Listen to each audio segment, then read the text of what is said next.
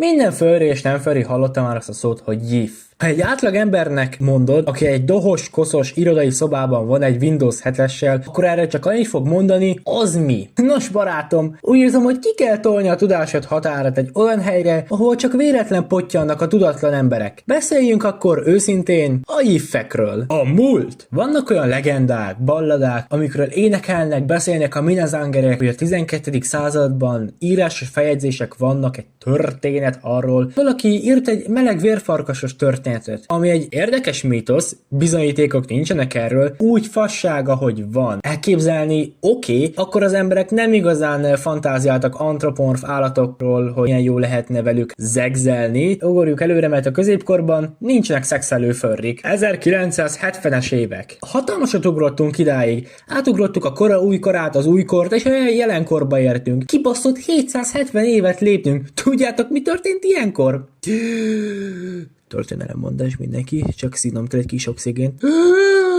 A mogol birodalom végigszplittelte Ázsiát és Európát, keresztes hadjáratok vége, fekete halál, 100 éves háború elkezdése, Konstantinápoly bukása, könyvnyomtatás feltalálása, Amerika felfedezése, reformáció, Magyarország 3 része szakadása, nagyföldrajzi felfedezések, 30 éves háború, angol polgárháború, Oroszország nagyhatalommá válik, francia forradalom, Amerika függetlenségi háborúja, Napóleoni háború, 48-as, 49-es forradalmak Európában, Németország és Oroszország egyesítése, ipari forradalom második hulláma, gyarmatosítás csúcsa, első világháború, orosz forradalom, náci Németország felemelkedése, második világháború, holokauszt, ENSZ megalakulása, hidegháború kezdete, 50-es 60-as évek űrversenye, és végül 1996-ban holdra szálltak az amerikaiak. Basz meg. Kicsit úgy érzem, hogy sok volt. Hát 1970-ben járunk. Itt jött az első erotikus ábrázolása az antropomorf állatoknak. A neve pedig Omaha the Cat Dancer. 1978-ban írták meg az amerikai underground képregények közt. Ezt az alkotást pedig írta Kate Rowley, rajzolta pedig Reed Waller. Miss Kate sajnálatos módon 2004-ben eltávozott közülünk, de Miss Reed még most is él, 70 éves a faszi. Hogyan néz ki a világ első furry GIF-e tulajdonképpen? Az első kiadás 179 oldal. Azt a kurva. Egyébként meg kiadása van ennek a mesterműnek. Én elkezdtem elolvasni, de hát szartam az egészre. Őszinte véleményem, hogy ez az egész jó története van, még ha arról is szól, hogy egy macska, egy striptease táncos, vagy nem tudom, minek lehet nevezni, de igen, tulajdonképpen ez volt az első. Menjünk tovább, mert ha ez volt az első, akkor utána lesz még egy. 1984, Omaha után. Ezután létrejött a Rowe Brothers. Mi várjuk.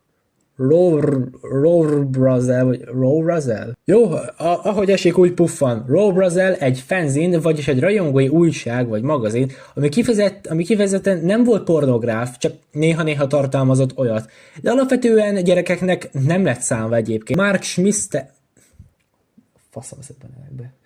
Jó, szóval Mr. Marknak köszönhetjük ezt az alkotást, aki még szerencsére most is él, 65 évesen. Na de ezek felrobbanása után mennyire különleges, aranyos is sokszor egy új perverziót megláttak az emberek az antropomorf állatokba. Egyre több kis képregény, kártya, egyéb jelent meg, ami kifejezetten furry-nek készültek, mint például a Furry és a Genus, vagy Genus. Furry Loo-ban én nem annyira véltem felfedezni erotikát, de a az arcunkban van nyomva a furry sex.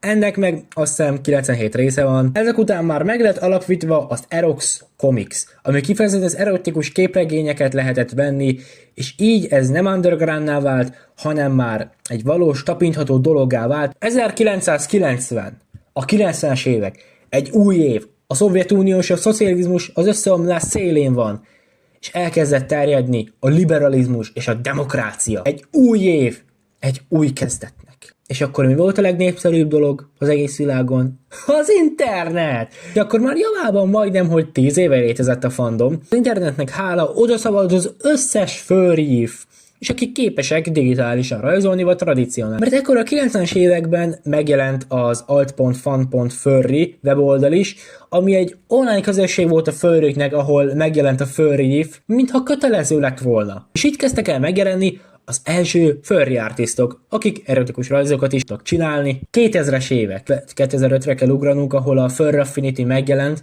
ahol különböző művészek tudják rajzaikat megosztani, és igen, itt is megjelent az erotikus rajzok. 2007-re kell ugranunk, és innen megjelenik a fandom legnagyobb Zegs archívuma, ami a fandom gyökerévé vált, az E621.net, és innentől nem volt megállás. Sorra és sorra jöttek a furry ifek, megjelent egy új furry egy filmben, sorozatban, az artistok gyorsabbak voltak a fénnyel, és innentől le is zárhatjuk, mert tovább már nem kell mesélnem. Ezt már a legtöbben megélték. Biztos. Feltennék egy kérdést. Jó dolog-e a IF egyébként? Igen! Hát, nem. Az a gond, hogy a IF-ek a fandom főgyökerévé váltak. Tudjátok, hogy a legtöbb ember hol találkozik elsőnek a furrikkel? És ismeri meg őket?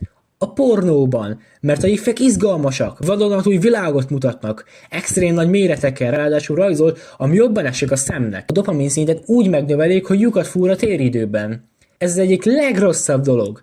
Vannak emberek, akik normális pornófogyasztók, azt értem, így ítéli meg a furriket. Túlságosan nagy hangsúly van fektetve erre a fanszervizre. Minden karakternél. Tudjátok, hogy Deathwolf és Catnappel milyen nagy hullám jött? És most a Forgotten Islandnél Rav mit fog generálni? Hát most is, bazeg. Ez nem olyan döntő arányú, hogy minden harmadik furryádban van perverség. Vannak sokan, akik visszafogottabbak, és nagyon sok ilyen művész kell, de rengeteg. Futószalaggal jöhetnek azért, amiket mondtam, leginkább a külföldi fandom környékén vannak. Mivel nagyobb országok, több országok, nagyobb probléma. Itt a hazai fandomban nagy szerencsére nincs ilyen nagy probléma, ebből a túl sok jifáradatból. Ott van Fox voltam.